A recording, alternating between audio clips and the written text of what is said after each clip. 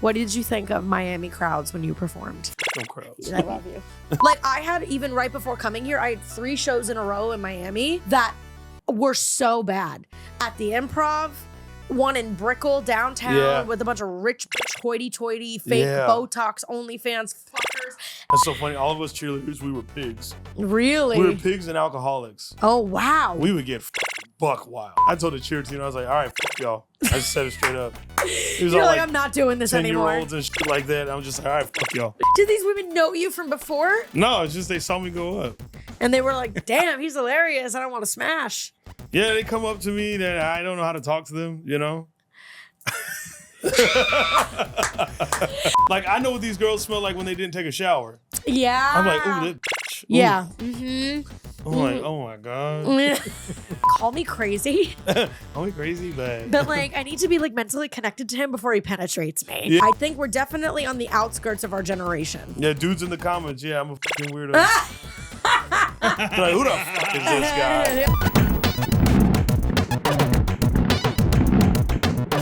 Size though, because this would definitely give me a yeast infection. I hate going to the gym and I can't stand being set up. It feels like I just had a one-night stand and I'm like, where's his bed sheet? Oh, God. You were in a band, correct? In a band.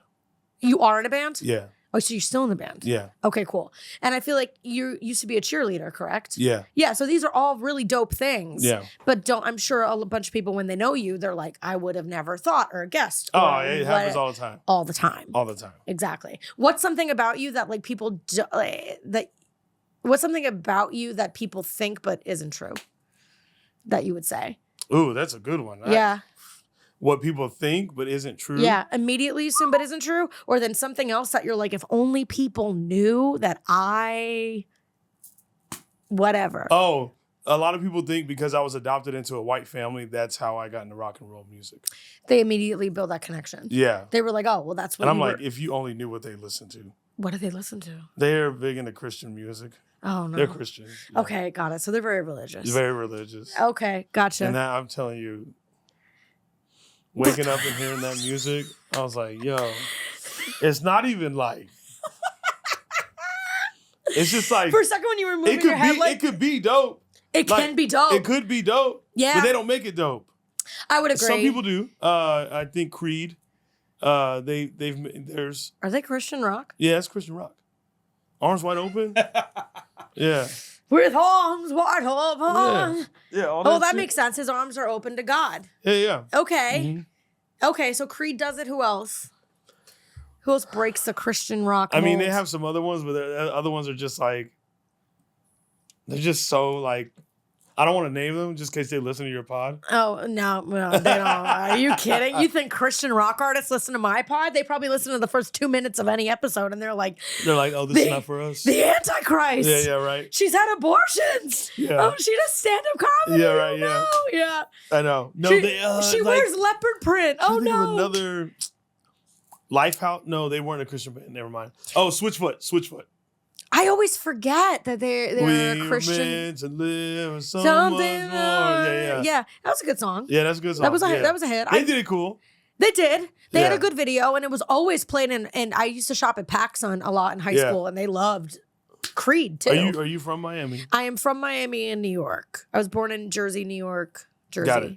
and then I was raised in Miami. Got it. So everything about me is like aggressively East Coast. Yeah. Yeah, I feel, but That's fine. I know that's my vibe. Yeah. You know, the first couple of times that I did shows out in LA, though, I felt like I had to tone down who I was a little bit.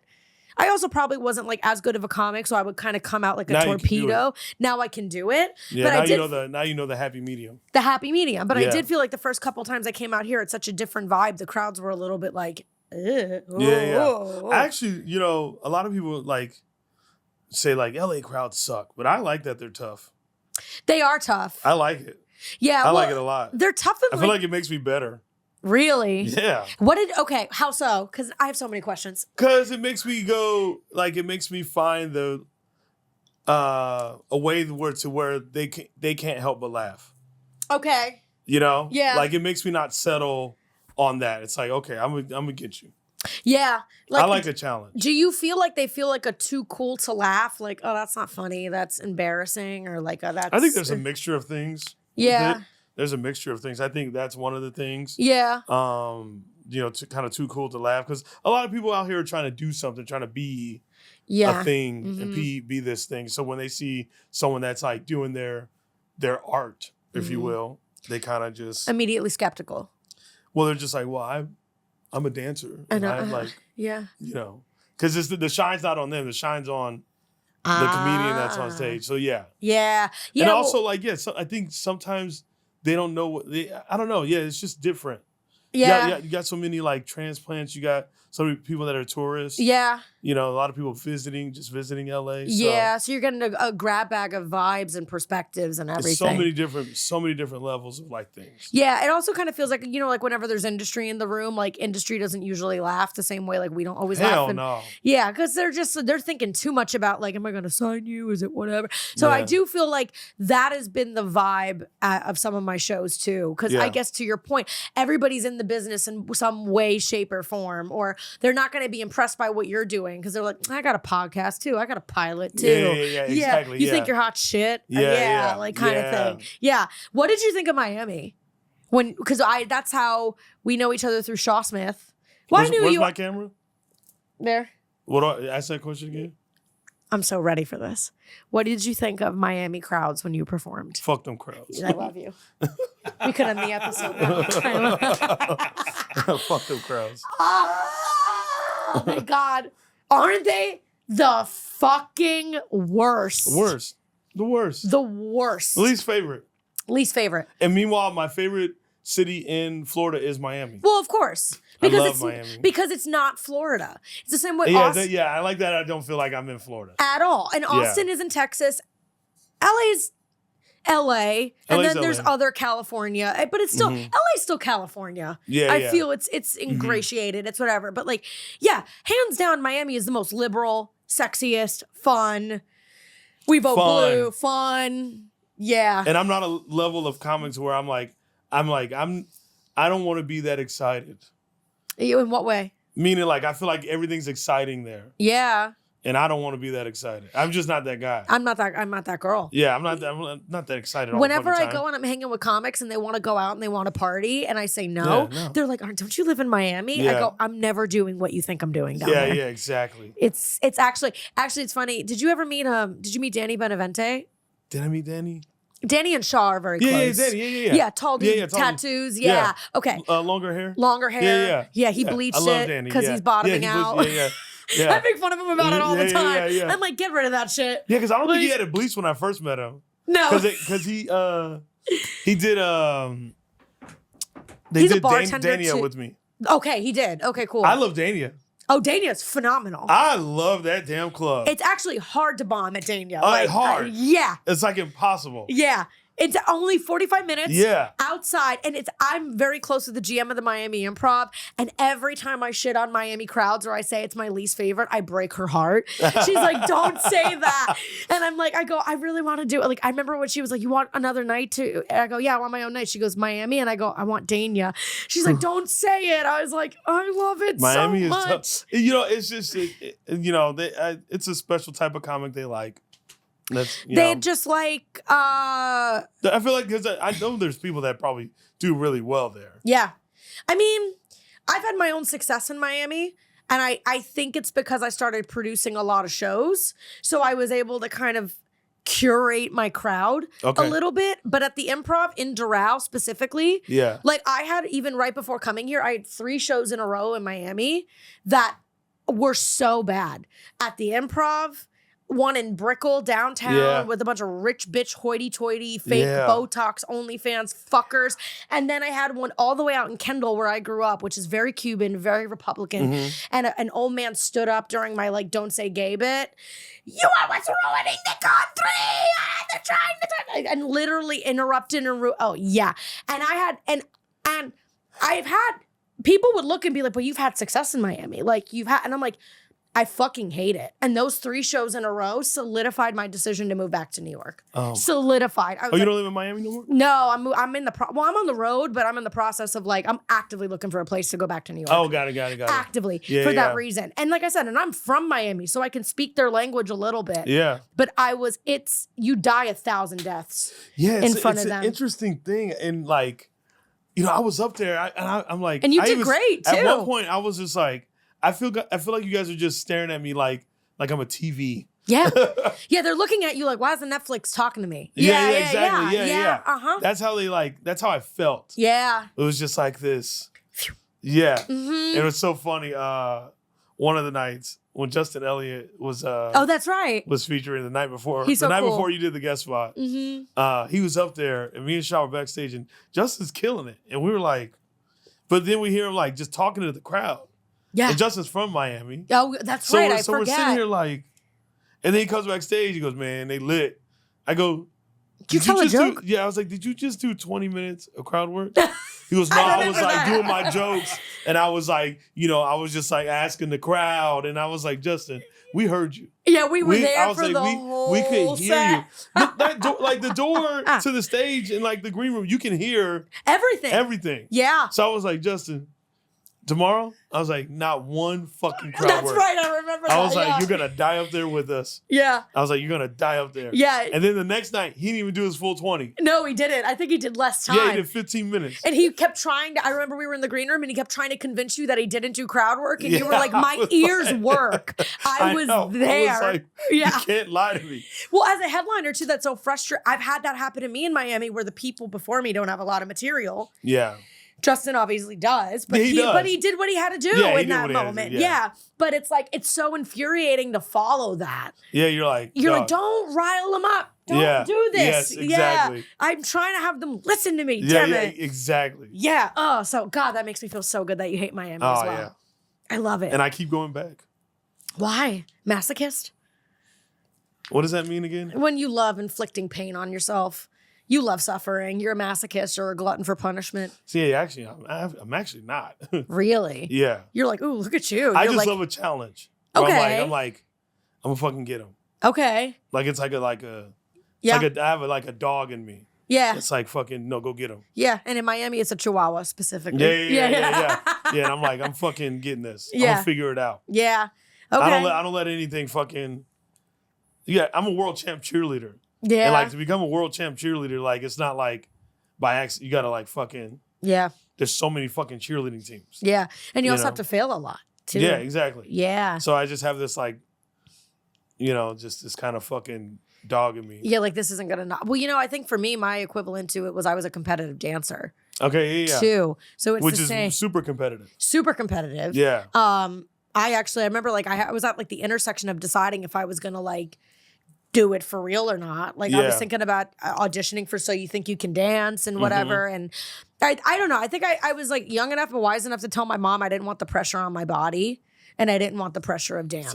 It's a lot. And I definitely had a coach in high school that was like, caught us ordering a pizza after a rehearsal and was like, really? Yeah. Like, fat and like all this stuff. And I was like, I don't think that's the world I want to. And then of course I landed in stand-up, which is obviously so much easier. That's so funny. All of us cheerleaders, we were pigs. Really? We were pigs and alcoholics. Oh, wow. We would get fucking buck wild. That's hilarious. We would get fucking crazy. And you did, so wait, what years did you cheer? Like what area of your life was this? 15 to 26. Okay. Roughly, yeah. Okay. And you guys were like unhealthy for all intents and purposes. 26 or 27, something like that. Okay.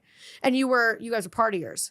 Yeah. Didn't diet? Yeah, we used to say this all the time. We used to say... That's wild. We used to say, we're a drinking team with a cheerleading problem. We would say that. That's funny. Yeah, that's really fun. Well, that's a lot of comics. Yeah. Yeah. We're a bunch of alcoholics who happen to tell jokes. Yeah, exactly. Yeah, it's so true. Okay. So why did you leave? Cheer? Yeah. I was done. I was like, bro, I don't fucking want to fucking do these toe touches no more. Yeah. I was just done. Yeah. I didn't care. You didn't care to see it through? Yeah. Well, you did see it through, but you didn't care to you were like, okay, I've reached a certain, I feel like that's not how it was with dance. Yeah. Because, like with cheerleading, like I mean, after winning a world title, I was like, I have no desire to like own a cheerleading gym and like create my own like space like that. I had no desire. I don't think I was a good coach at all. I was definitely not a good coach. Yeah. Because I was like crazy. Because I was like, how do you not understand that?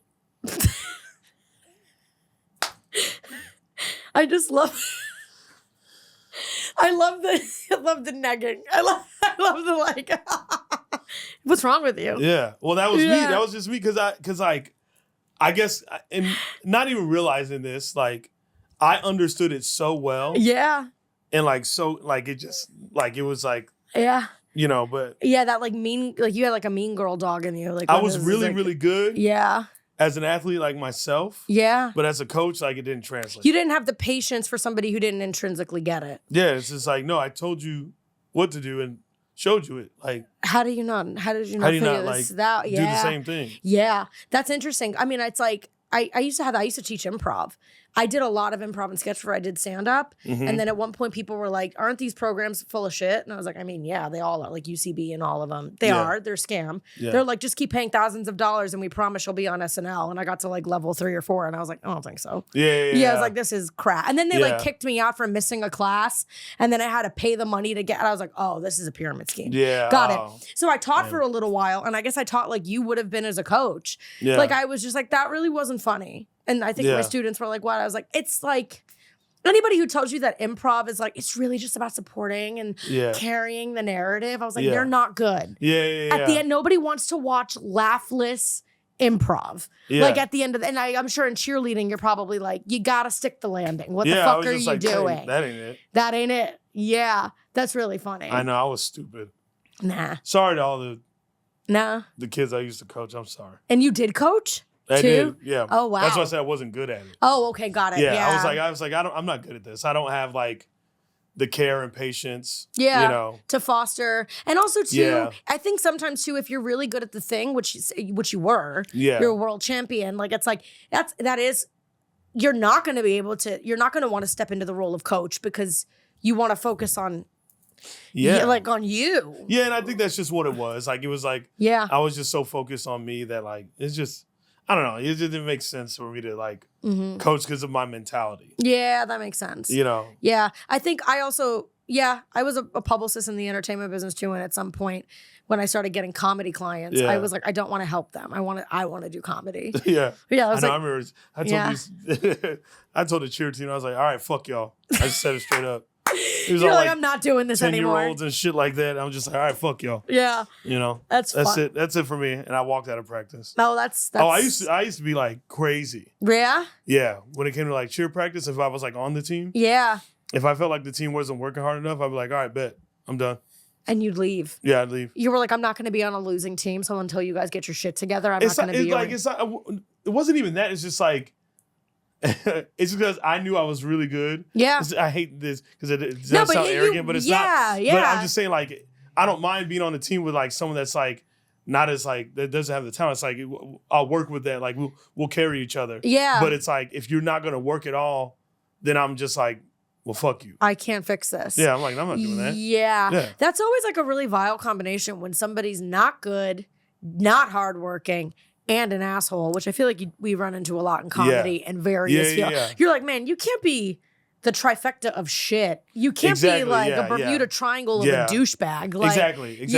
Yeah, that makes sense. Yeah, so I was just, I'd walk out of practice.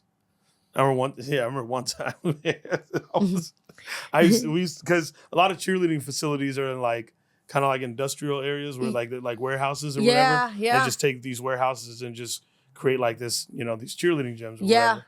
And we had garage doors and stuff like that. And if anyone fucked up on the team, I'd run to the garage door and I'd fucking boom, punch that shit. I'm like, how the fuck y'all not get that? I was ruthless. I love it. Yeah, I was ruthless. Are you like that with comedy? Is that translating with how you view your own sets or even your peers or your friends with that you feel like aren't crushing how they could? Like, has that mentality transferred over, or do you feel like as if you're more chill? I have the mentality still for sure. Yeah, for sure. But I'm a lot more chill. But you internalize it or something. Okay, cool. Yeah, there's a lot of things I do and don't do. Like, I never hang around after shows. It's very rare. Yeah, same. Very rare. Yeah. I normally go home or back to like, my homie gave me an office space where I just do work on comedy stuff. All day. Like I usually do that, but I don't like hang around. Yeah. I don't really see the point in like, because everyone's, because people were like, well, what if someone like wants to like book you or something? I go, if I was that good, they'll find me. They'll find me. If I was that good enough or that interesting to them, they will find me. I couldn't agree more. I just don't want to fucking be around and like feel like I have to like, you know, like, hey, you know, what'd you, not asking what you thought of my set, but also like being around just so I want to know what you thought of my set. I don't like that feeling. I don't like it either. I don't like it. I know. I mean, I've selfishly done it before when I thought I had a bad set. I was like, let me meander for a couple minutes in case somebody comes up to validate that it didn't go that bad. Yeah. I've done that before. Like but I'm like, I got perceived to be a huge cunt in Miami for that because I started in New York and I don't like small talk. I don't like networking. Yeah, I don't do the networking. I do the hang when there's people there that I wouldn't want to hang with. Yeah, same. Yeah, but if there's even just one motherfucker there that I'm like, I don't know what the vibe is, I don't want to be there. Mm-hmm. And in Miami, a bunch of people thought I was a bitch because I would show up when I relocated down, do my set, turn around and leave. And they were like, she didn't say hi, she didn't hang, what's her deal? Yeah. Does she not? Doesn't mean you hate everybody. No. It's not even that. It's not nothing like, it's like, I don't know. I don't want to be around. I don't want to be around. Yeah. Can I go home? Also, like when you do it enough too, I'm like, I don't need to be here. I know what this is like. Yeah. I just want to go home. That's it. Yeah. Like I already did the damn thing. And I think the dangerous thing with the hang in any business, but like specifically ours, is like if you start hanging and you get good at the hang, you keep hanging. And then before you know it, you get shit because you hang, not because you're funny. The camera good? I'm sorry. No, you're all good. But I think you start getting things for the wrong reasons is what I think. And I think some people, like I've given this advice to people too, and it was received sometimes and not received, where I was like, you got to pull away. You can't hang that much. Or sometimes when they tell me like something weird went down at the hang, I'm like, because you're fucking hanging too much. Yeah. Or people just think you're a good hang. Or people just think you're a good hang. They go, man, he's a good hang. Or she's a good hang. Yeah. And getting things because you're a good hang bites you in the ass big time down the line. Because then you're going to get something you're not ready for. Yeah. And you're going to be like, oh, this didn't go well. Yeah. And you're like, yeah, because somebody just thought you were a good hanger, wanted to fuck you after our show. That's why you got it. I don't think I deal with that part, but. Maybe. I don't think that's not true. Well, that's not true. Main Room. Remember that show, Main Room? Tell the there story. Were like 6 different women. I was trying to say hi to you. You were getting like there were like pussy getting thrown at you. There were 6 different women that were like literally, and he was running, avoiding them all. He was trying to get the fuck out of the main room, and there was one at every. I'm a shy guy. I know you're. Literally, Brittany, there was one at every exit, and he was just like looking for a safe way out of there. Did these women know you from before? No, it's just they saw me go up. And they were like, damn, he's hilarious. I don't want to smash. Yeah, they come up to me that I don't know how to talk to them, you know? It's just funny to watch you like going through a maze at the Comedy Store. Yeah. And they're like, Shapel, what are you running from? And you're like, pussy. You were there that night? You don't remember? I remember. They were like, and they were all these like corn-fed white-looking women from like Iowa or something. Yeah. It was the funniest shit ever. And were they like drunk and thirsty and into it? They were surrounding me and I was just like. They wouldn't let him move. Yeah. Oh, wow. You got swarmed like you were like one of the Beatles. Like after your set. Yeah. You didn't want it. You weren't interested in any of them. I always feel weird in those situations. Yeah. You know? Because it's like. Yeah. I don't know. It's weird. You're like, I'm not here to get laid. I'm here to get paid. I mean, it's not even that. It's just like, I don't know. Yeah, it's weird. I mean, I do know. It's just that I fucking... Never fucked anybody after a show. Ever fucked anybody that was a fan or in the crowd? No, I don't do the fan thing. That's weird. Okay. Is it? No, I've done it. But you've done it? Yeah, I actually dated a guy for a couple months. Well, it's just, I think for me... Have I fucked a fan? No, I haven't fucked a fan. No. My first girlfriend was at 31. Okay. And we were together for 4 years. I didn't grow up like just hooking up with a bunch of women like that. Yeah. Not saying I didn't get any, but it was never a priority. If it happened, it was always they initiated it. Interesting. Very Aquarian male. Yeah. Very Aquarian male. Not to make this about astrology, but no, you're good. Yeah, Aquarian. Yeah, very like. Well, I think Aquarians in general, it's a lot to cut through to us. Yeah. And this has to be there before this, at least for an Aquarius woman, I will say also, that. I don't know these people. Yeah. So I don't like, it's like, I'm always tucked into my own world. Yeah. And so I don't like know these people. So I'm always like, who are you? Yeah. And what are you trying to do? I get that they're attractive. That's cool. But like, who are you? Oh, I'm the same way. You know what I mean? Like, I just want to make sure you're a cool person. Yeah. Before that, like, happens. I love that. Can you guys believe it? A straight man with discernment and standards. Yeah, I know. We're breaking world records here on this podcast. I know. Girls literally have to be like, they're like, hey, come kiss me. They're like, what's wrong? I know, right? Hello? Yeah, I just got them done. Yeah, or something. Yeah. And I'm like, and you're like, I want to go back to my office space and write. Yeah, just write and just sit in the corner. Yeah, I just stay tucked in my world like that. I grew up being a lover boy.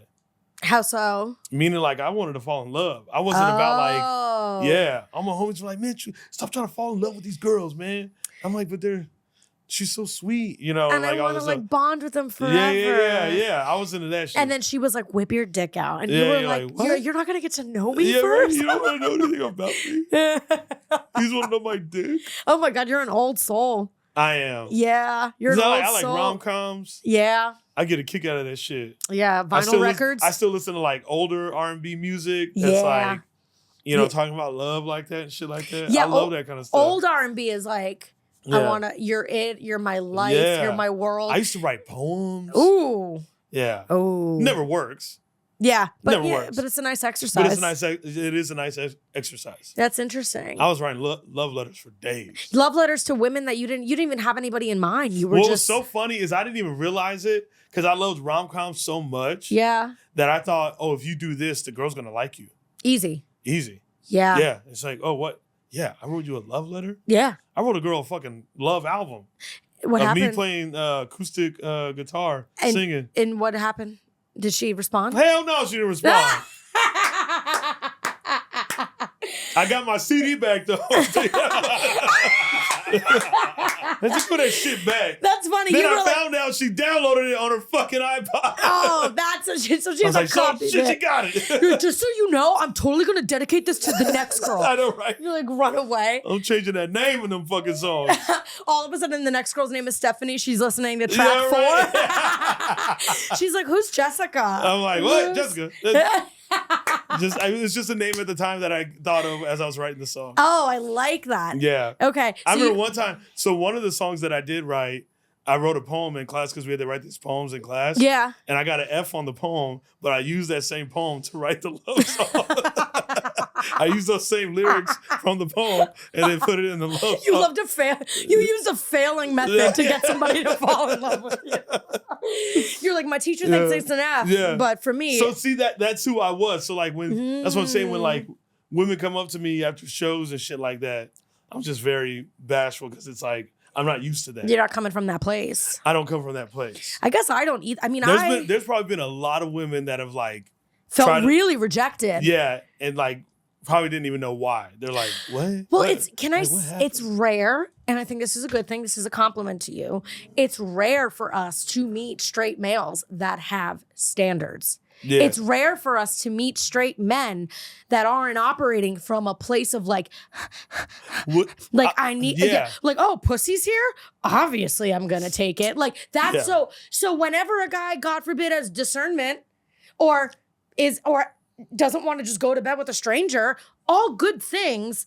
Yeah, we immediately put it on us and we're like, I must be fat today. I must be ugly. Yeah. Because I cheered with some of the most beautiful women on earth. You were around it. I'm immune to like hot women. Yeah. And you probably saw up their skirt a couple times. Yeah, so I'm not like a hound, Yeah. Like I know what these girls smell like when they didn't take a shower. Yeah. I'm like, oh, that bitch. Ooh. Yeah. Mm-hmm. I'm like, oh my God. I was like, why you, You know what she smells like when she's on her period. Yeah, like you all had a all the tumbler. above. That's what I'm saying. And there was times I was the only dude on the team. So I was just around all these girls. Yeah, I guess when I think about it, that if I think of the guys in my life that grew up with sisters or around women, they are a little more immune to the female mystique or it's whatever. like me and 25 women just on a team, like in high school, like when I was in high school. Yeah, so you get over it quickly. It's kind of like how porn directors are able to shoot porno, and you're like, aren't you rock hard the whole time? And they're like, I see this all the time. And you're like, oh, I guess you're sensitive, you're desensitized to it or something. That's interesting. So if I like a girl, it's like, she's dope. It's mental. She's dope, yeah. She carries herself well. Yeah. She's smart, she's funny. Yeah, like a boss to her life. Yeah. You know what I mean? Like someone that like can hold their life really well. I like that a lot. Someone that can hold their life really well. Yes. Yeah, because I guess it's like when I think about like a perfect guy or an ideal or whatever, I can't really build it physically or emotionally. Yeah. I'm always like, it's that intangible, like he's just got it. Yeah. I don't know what it is. Yeah. It's there. Yeah. Well, I'm definitely like the least sexually active out of all of my friends. Like hands down, because same. And I think it's because I was like, and I was talking to one of my friends, a straight girl, about this, who has more sex than I do, and just different sex drives, different personalities. Yeah. And I was like, I go, call me crazy. I gotta there's just gotta be a connection. I don't need to want to marry you. I don't need to want to. And then she goes, that's so funny. Welcome to 2024 where you're like, call me crazy. Call me crazy, but like, I need to be like mentally connected to him before he penetrates me. Yeah. She's like, that's not groundbreaking. Like even if you don't date. Even if we don't date. And even if I don't know. I just can't. I lived with somebody in New York, a friend of mine from college, who it was like different. She would just go on dates. She'd have good, and I genuinely believe like she loved the sex, but it was a different guy every night.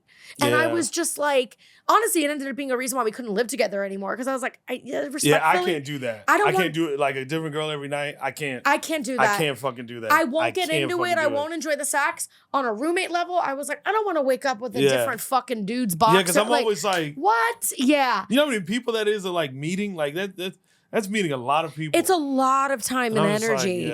Yeah. And I was just like, I really though like envied it a little bit, because I was like, I know I enjoy sex. I'm straight. I'm not asexual or anything. Yeah. But I was like, you really like the sex? She's like, yeah, I genuinely do. I finish. I have a great time. And I was like, we're just built different. Yeah. I was like, and you connected enough to be able to. She's like, yup. Yeah. I'm like, I don't know. I haven't met anybody. I have not met anybody.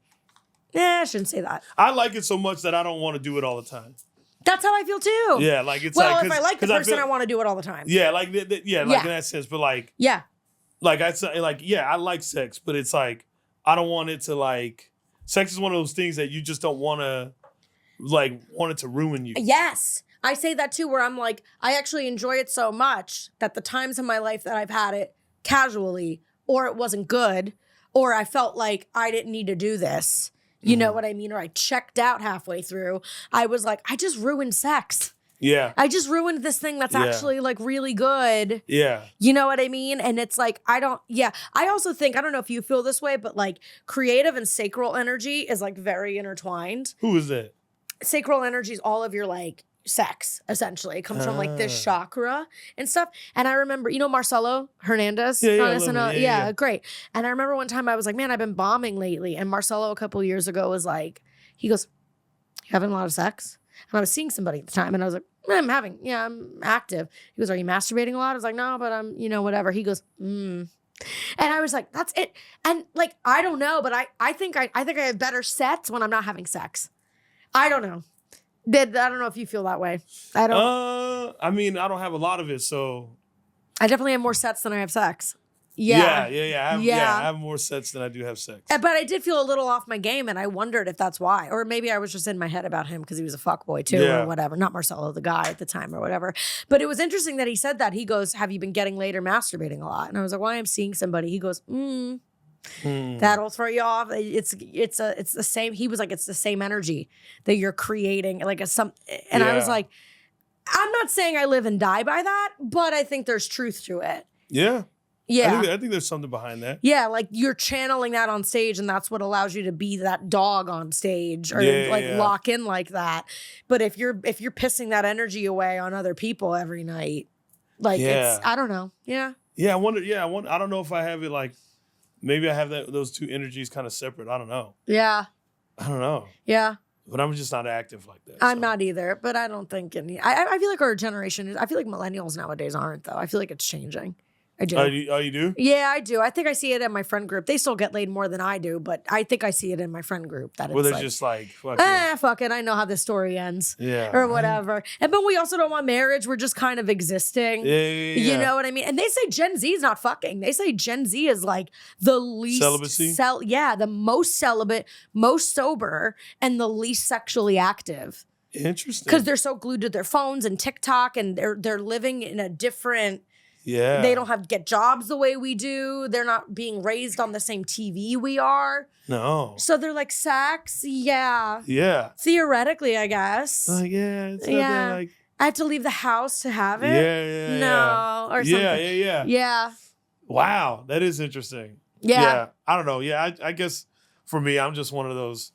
Yeah. Like I said, the women come up to me. I'm just bashful with I it. love that story. I wish I was there that night. I know. I forgot. It was like 6 women. And then like I left those 6 women and then like another few women like came up to me and all this stuff. I hope no one thinks it's like bragging because I'm not. No. Like it's not that interesting to me. I'm not, it has nothing to do with ego. I feel that way too. I mean, it's like, I don't care to get the attention from someone I don't want the attention from. I don't need attention just for attention. I didn't get off stage expecting like, I just killed it. So all these women are gonna. Right. Yeah, I do know. Yeah, I'm not expecting. I don't go out there looking for it. The funny thing about that to me is, as you had all these women chasing after you crushed, I'm like, you were probably getting watched by a bunch of male comedians that are like wishing that would happen to them, right? Oh, some of them were coming up to me. They're like, they were doing this thing. They're like, man, Shapel, you're amazing. Like you killed it tonight, man. Yeah. Like in front of these like girls, and I'm I'm like, stop. You're trying to pick up my strays. Shapel, you just been on one. Yeah. Keep doing it, man. We see you. Were they doing it like less about the set and more like you're killing it? Yeah. That's funny. You see this guy you're talking to? This guy. That's funny. I know. That doesn't happen to female comics. It's actually the opposite. I was going to say. I was like, I feel like road gigs for y'all are different. Very different. You kill, it's almost the opposite. I will say it takes a really strong, secure dude to see you kill and come up and want to pursue you after that. That's cool. But it also depends on what his motive is, because I've had them come up and pursue me and they actually secretly wanted to start stand-up. So now they're vicariously living through me a little. You know what? I just thought it was.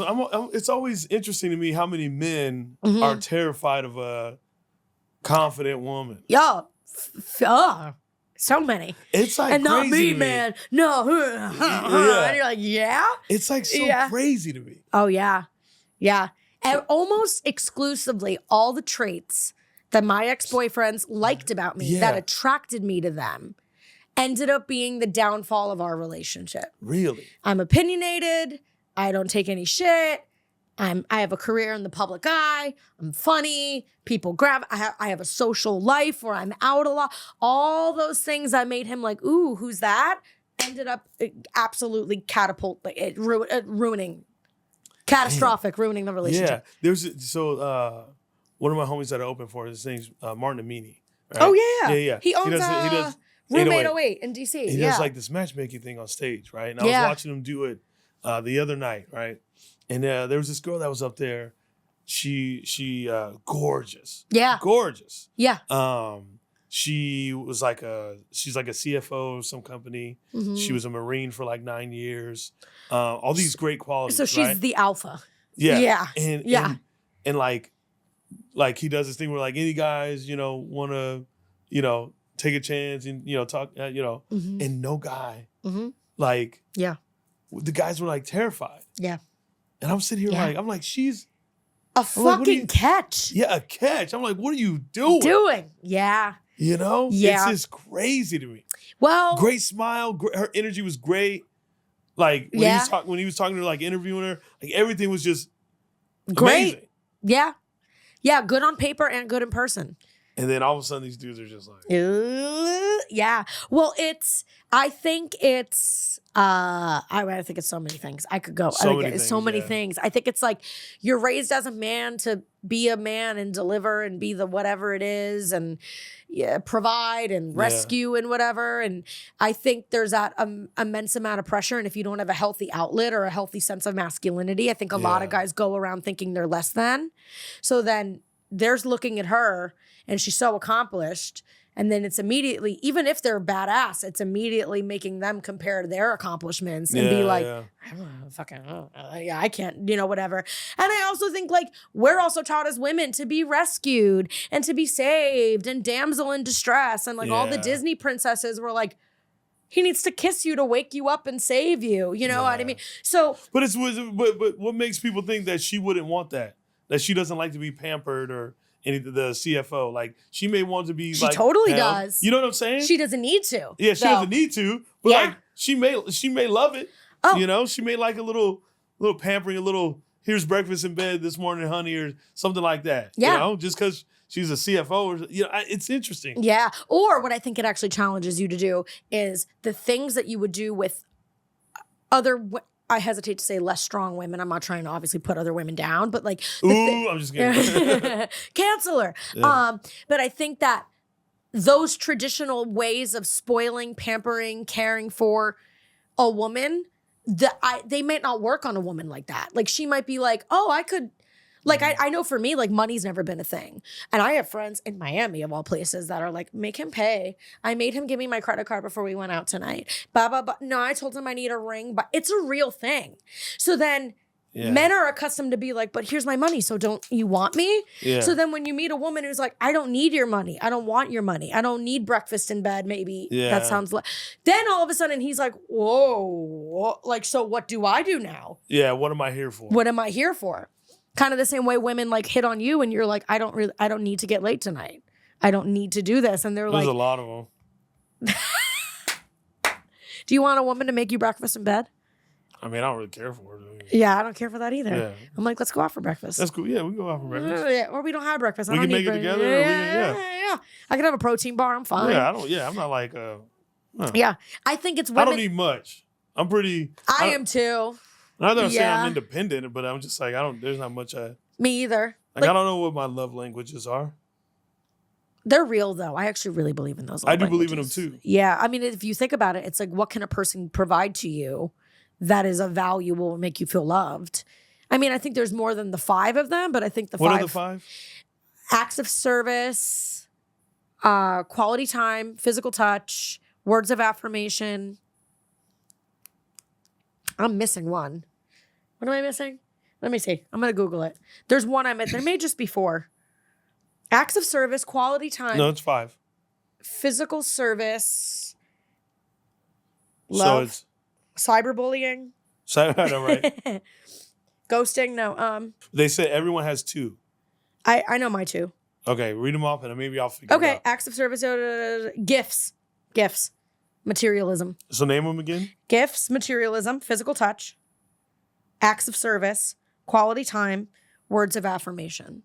See, I forgot gifts because gifts is the least important to me. Yeah. Materialistic shit does not. My parents and I haven't done Christmas for years. Yeah, because I never want anything. We're just like. Words of affirmation, I don't really. Really? Yeah. I think that's up. I think that's up there for me. You like that one? I like knowing where someone's at emotionally. I like hearing that I'm loved. Yeah.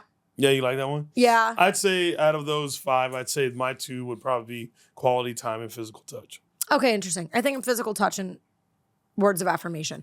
Not quality time, but I think I would actually be totally okay in a long distance relationship. Because I'm so independent and spacey and in my own thing. I've done long distance and I've been like, this is actually the perfect distance. And like, I miss you and I want to see you or have sex with you, or I'm like, what? I can't wait till I see you again. But I'm like, I don't think I would. Maybe that's how I'll know when I'm in love, when I need to see that guy every day. Yeah, I could do long distance. Oh, wow. I don't know if I could. Yeah, really? Yeah. Well, that's because I think like when you lock in, you lock in. So you would need to see that person every day. Guy. You're that guy. I'm that guy. I'm that guy. I'm that guy. My favorite thing about going on the road was when I got to come home to my girlfriend. Yeah. That was my favorite thing. I mean, loved it. I don't come home to my girlfriend, but I do come home to my mom and dad in Miami.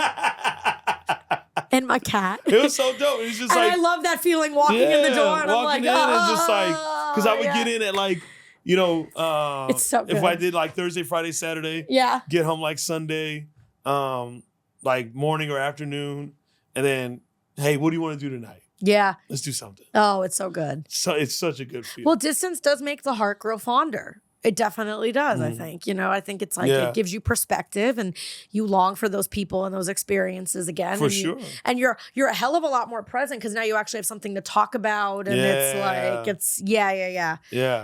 Well, I mean, my parents have been married for 50 years and they have the most friction in their marriage now because my dad's partially retired and my mom's working part-time but home a lot. And they're always, and my mom was like, she goes, you have to understand. She's like, growing up raising you, I was busy. You were in dance. Yeah. We were running around. I had multiple jobs. Yeah, interesting. She's like, Dad traveled. So we had that just hanging. Yeah. And she goes, and now she's like, he's around all the time. I want to kill him. Wow. Yeah. And I'm like, I get it.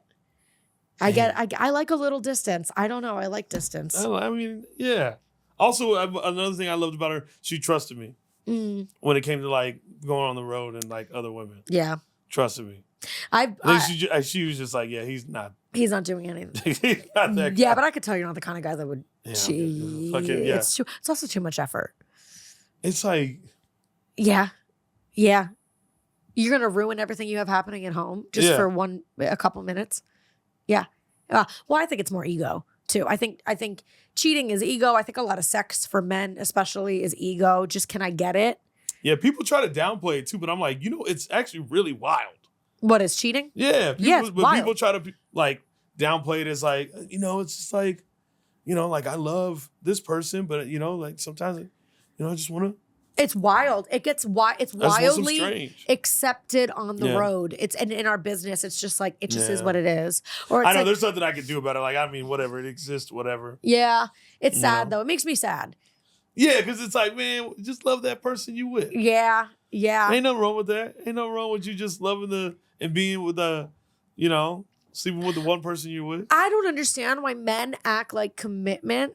I'm not even talking marriage. And by the way, marriage can be undone. It's expensive to undo it. Yeah. But it can be undone. Your life's not done. Yeah. You know what I mean? And if you two don't even have plans to get remarried, maybe you just amicably be like, we're not married anymore. Yeah. That's it, But it's like, I don't know why guys are so afraid, especially when they're young, of like what? Committing to someone for a specific amount. Like, you're so afraid to take yourself off the market and not have strange for a year of your life. Oh, yeah. Like, what? You're not dying. Yeah. I never thought of it. I never thought about that. I don't want to. Yeah. You're like, you're 28. Yeah. You like this person. Yeah. Just focus on them for a year and a half. What's the thing that like a lot of dudes say? They're just like, I'm just like out here. Like, what hold on. No, are like dudes pretty honest? Like, I'm just trying to fuck. No, yes and no. Yes and no. Because I think a lot of them sometimes will tell you they don't want anything serious. Yeah. And then they go ahead and they put you through the motions of a relationship, which drives me insane. Oh. And then you're like, you don't want that love bombing, right? Yeah, I guess it's that. Or it's just lying. It's just good old fashioned. Yeah. Or they're in denial with themselves. And like, I've had guys that are like, oh, like, when they've done something fucked up and I call them out on it, they're like, I'm not your boyfriend. And then I'm like, you're not. But also, like, A, does that mean you get to just act like an asshole? Oh, got it, yeah. Or B, like, also, like, sir, we're traveling together. We talk every day. We're sleeping together. Like, you're not in a relationship either, right? That's interesting. Yeah, it's crazy. And I don't know if it's subconscious or they're consciously having their cake and eating it too. I don't know. Yeah, I'm just straightforward. It's crazy. I'll just be like, nah, they ain't. Yeah. Well, sometimes I actually give them a grace because I'm like, I don't think they realize it. They're like, I don't want a relationship. But then they're the first ones that are like, can you come over? Because I'm like, my mom's in town this weekend. Would you want to get breakfast? Yeah, y'all doing some different shit. Exactly. Yeah, and then you're just like, you sure you don't want a girlfriend? Yeah. I think you might, buddy. Yeah. Yeah, you're just not reconciling it. I don't know. Maybe I'm a weirdo. We're both weirdos. Yeah, I think we're definitely on the outskirts of our generation. Yeah, dudes in the comments. Yeah, I'm a fucking weirdo. Like, who the fuck is this guy? Yeah, women in the comments, come after me. Is he a male feminist? Yeah. Definitely not that. Yeah. Definitely not that. That's not a good look. Let me say that. No. Can I also say too, like, I like a genuine feminist man, which I feel like you are and you are. Like, it's just what it, like, you're not going to be like, oh, women aren't funny or maybe like whatever. But I also think I get creeped out by the guy that tries too hard to be a male feminist. You're like, what did you do wrong? That's I always. I'm always curious of those dudes. Yeah, I'm like, you're just trying to fuck, aren't you? Yeah. Yeah, he's like, I vote for abortion rights, and you just expect me to be like, oh my God. Yeah. Or whatever. Yeah. I knew dudes that joined cheer just to get women. Sure. Of and meanwhile, course. they were the worst cheerleaders. Yeah, because they're not committed to it. Yeah. They're there for the wrong reasons. Yeah. It's like male comics. You know the ones that are in it just to get pussy too. Yeah, you can tell. Yeah, you could tell. Yeah, you can really tell those ones. Oh, yeah. You can really tell. Yeah, like you're just like, you just don't even give a shit. Yeah. But, yeah, they do. That always creeps me out or those guys that are always like, I'm an ally or something. I'm like, don't say that ever again. Abhorrent. You're like, how many women have you hit? Correct. Yeah, that's right? exactly what I think. Whenever they're like, yeah, I know, and if you ever need a safe space to talk about I was like, I'm not going to you, you fucking weirdo. They're always weird. Yeah. Always weird. I'm like, just have chill. They're always posting a lot about women's rights. Yeah. Oh, yeah. Like, I have a friend of mine that's like that, and I don't think he's a bad dude, but he's overly advocating for sexual assault and reproductive rights and birth control and women, and he's like what? And I'm like, and he has a satchel, which no judgment, it's fine, but it's like he has a whole, he fits the whole, wears too much cologne, and I'm like, you're a character, aren't you? What are you trying to do? Women's rights. I like when I was like, are you a male feminist? And you go, I'm definitely not that. Definitely not that. Definitely. Listen, some of the girls I cheered with, evil. If I could just casually just trip them, oh, that'd be great. I could just stick my foot out and be like, I mean, I'm a feminist in the I've learned this about myself. I advocate for the issues. Yeah. Like I raise money.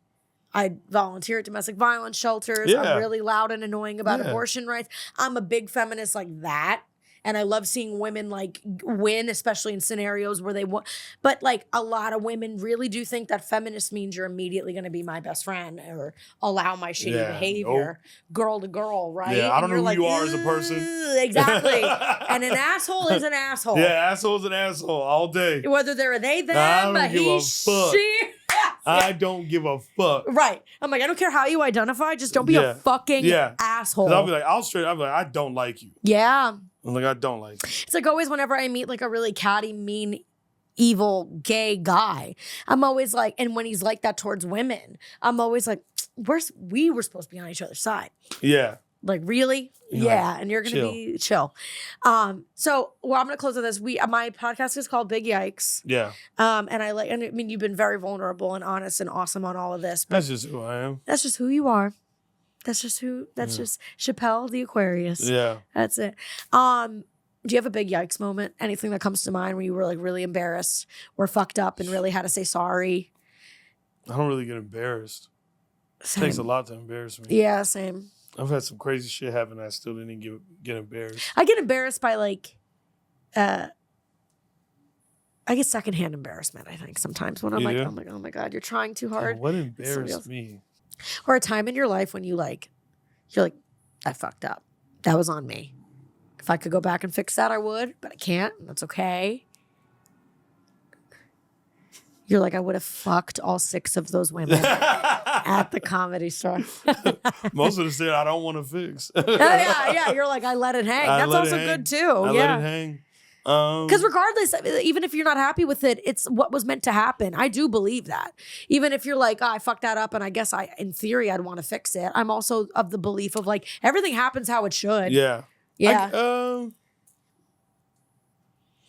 Damn, that's a tough one. Gosh, why is this so tough for me? Fuck. Yikes. Because you're a superior human being. Also, yeah, I'm such a lone wolf. You know, so I'm not like around like a lot of people like that to where, I mean, except for in cheerleading. Do you think you're an introvert? Yes, for sure. Yeah, I'm an introvert that masks as an extrovert. Yes, I kind of have to because it's like I'm on stage. Yeah. You know, people that really know, like my mom thinks it's crazy that I do stand-up comedy. Really? She thinks it's the wildest thing because she knows me as shy. And she knows how quiet you are. She knows how quiet I am. But that's so different. I know. I'd rather perform for 300 people and talk about my entire life than go one-on-one on a date. I'm pretty good on dates. Really? I'm terrible. They make me very antsy. I'd rather do a group date or something, but that's... Yeah, I'm pretty good about that because I'm always like... Because I'm already going with the understanding, like, I don't have to do anything that I don't want to do. Yeah, that's also true. So if I go in there with that mentality, then I'm like, fine. Yeah, that's also true. Yeah, it's like, what you You're like, and if they're... Yeah, we also need to normalize, like, if it's weird, just being like... I wish I was more normal on dates to just kind of be like, we're not really having fun, right? Yeah. And they'd be like, you're probably not. Yeah, Do you want to just go home? Yeah. Okay. Yeah. All right, cool. Yeah. Nice meeting you. Yeah. Just cut losses. Yeah. That's it. Yeah. See, I guess. Yikes. It's a dirty one. Yeah. It was the second time I had sex. Yeah. It was. Yeah. I love it. No, we're not a clean podcast. I'll do the first time I had sex, actually. Oh, whatever's more yikesy. It was the first time.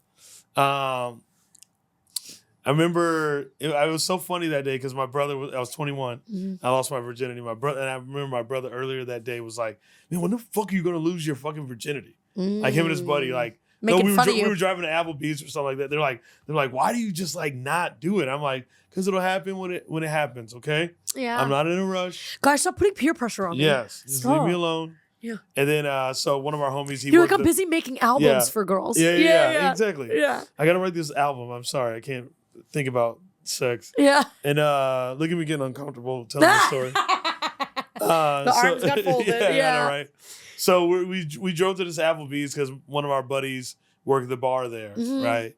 And we're sitting there at the bar. It's like one of those round bars at Applebee's. Yes, we would go to the bar at Applebee's. I went to my first drink. It was like the half off. They would have happy hour at like 10 p.m. I went to Chili's. I got drunk for the first time on a blue Long Island iced tea at Chili's. Exactly, Yeah. And so there's this girl that was like sitting like on the other end, and she was kind of like listening in on our conversation. She was there by herself, and she looked like she just had got off work or whatever. And she all of a sudden she like slides over and like starts sitting with us she sat next to me, and then just like kind of joined in our conversation. It was casual, right? And all of a sudden, she starts rubbing her leg on my leg. Ooh. And I was like, oh, I'm sorry. And I moved my leg like because I didn't know. I thought my leg was in the way. Yeah. Not realizing it. And then she starts rubbing it again. I was like, is she really rubbing her leg? And then, so I was just like, whatever.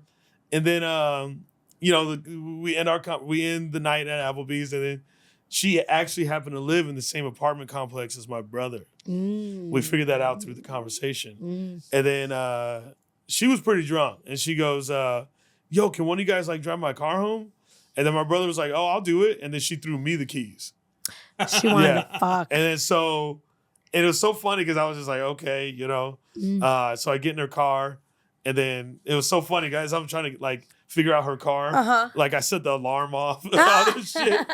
And my brother's just looking at me like, what the fuck? Yeah. So anyways, I'm driving this girl home, and we're talking or whatever, and I'm just casually like, just to have a casual conversation. You're like, man, Applebee's mozzarella sticks are so good, let me tell you, this is one thing I do remember. I was driving 10 and 2, okay? My hands were 10 and 2. Always following the rules. Yeah, following the rules, going the speed limit. And we pull up to the complex. And then she goes, what does your brother's apartment look like? And I was like, oh, I'm pretty sure it looks like the same as yours. I mean, probably the same layout, I was like, you guys live in the same complex. Yeah. And then she goes, oh, I want to see it. And I was like, you know what? I was like, my brother pretty much lets anyone come over his house. I was like, okay. And it was literally like, she was literally like just the next, I don't know what you call it, pod or whatever. Yeah. Like just the next one over. So we go to my brother's and we're sitting there. And then she was like, you should take some shots. And I was like, oh, no, I don't. I was like, I'm not really, really into that, the shot thing. She was trying to get you drunk. And then my brother was like, Shapel, take some shots. I was like, I don't really want to. He goes, take the shots. And I was like, okay. I was like, I'll do one. I'll do one. And then one turned into like 3 or whatever. Of course, as it does. And then my brother was like, oh. She's trying to fuck. Yeah. So then her and my brother go outside, right? And then they come back in. I'm like, I don't know what's going on. I'm just like sitting on the couch. Mean Girls is playing. I'm watching it. Yeah. And I'm just like drunk. Yeah. Then my brother she sits back down next to me. And I'm just like this. And then my brother goes to his room. And then he throws a condom and it hits me in the face and lands on my shoulder. I remember it landed right on this shoulder. And I was like, I think this is happening. I was like, oh my God. Yeah. And then he goes, hey, Shapel, go to the homie's house because we had homies that also lived in the complex. He leaves, and I was just like, don't leave. Don't leave. Don't do that. Leave. You're like, you're gonna leave me alone with this lady that I don't know? Yeah. So and shots. Yeah. So he leaves. This is hilarious. And then all of a sudden she just takes her clothes off, and my clothes were still on, and I was like, oh my God. Whoa. Are you okay? Yeah. What's happening? Going on? Yeah. And then like she had to help me take my pants off because I was wearing skinny jeans at the time. Yeah, I know. I was just like, oh my God, this is like crazy. We have sex or whatever. I didn't finish because I was like so drunk. Yeah. I just couldn't. And caught off guard. Yeah. All these things were like going through my head. Mm-hmm. Still trying to watch Mean Girls because it's my favorite movie. One of my top favorites. That's hilarious. I know, I love that fucking movie. Like while she's like riding you, you're like, this is so fetch. So this is so fetch. Oh, that's so funny. So you're like, wait, this is a really good scene. Wait. Yeah. Gotta see this part. She doesn't even go here. Yeah. She doesn't even go here. So, yeah. So then, she asked me to walk her back to her place, and I was like, "Yeah, I'll walk you back." And then I put my pants on, all that stuff, and I'm walking back, and I'm so drunk. And then she goes, "What are you thinking about?" And I was like, "My mind's kind of blank right now, And I'm walking her. Now, mind you, here's the part that I did not tell you at first. I didn't lead with this part. As I'm walking her back to her house, in my clothes, I still had the condom on. Because I didn't know what was going on. Well, you put your pants on. Yeah, when I put my pants on, the condom was still. You still had the condom on. The condom was still on as I'm walking her home. That's funny. That's so amazing. You're like, I've kept it on just in case because I heard that I could still get you pregnant. Yeah. Even if you're a couple steps ahead. Yes, exactly. That's so endearing. I know. Thank you for sharing. Yeah. I lied. When I lost mine, and that's hilarious. You're like, it's always funny because I've told that story before. Yeah. And people, like, there was a comment section where people were like, oh, your brother set you up. Well, like, they think they said that he set me up with a prostitute. He didn't. Okay. My brother, he would have told me if he did or not. He would have fucking told me. Well. But he did not. But it was funny Chappelle's brother. Well, he passed away. Oh, I'm so sorry.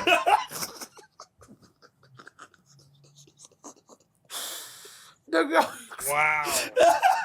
That's yo. I don't even know you. That's a big yikes. I don't even know you. And as I said, hey, Chappelle's in my head, I went, why do I feel like he passed?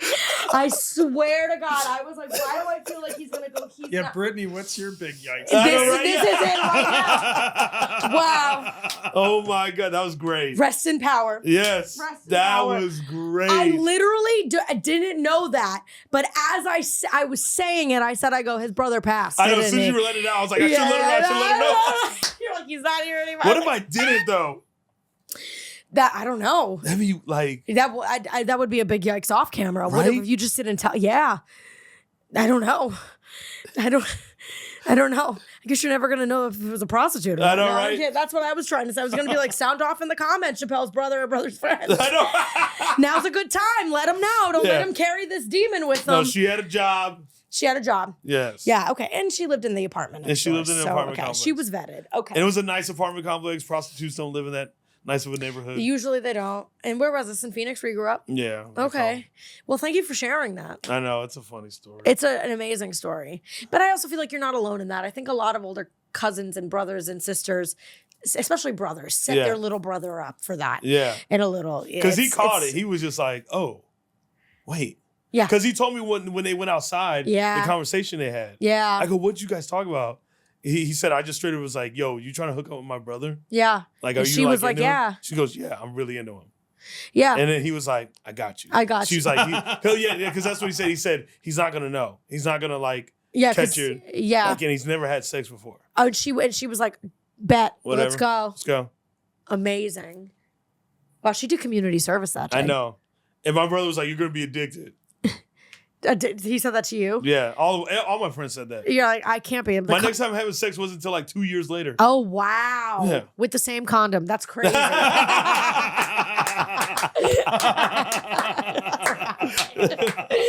Amazing. Wow. Thank you so much. Yeah.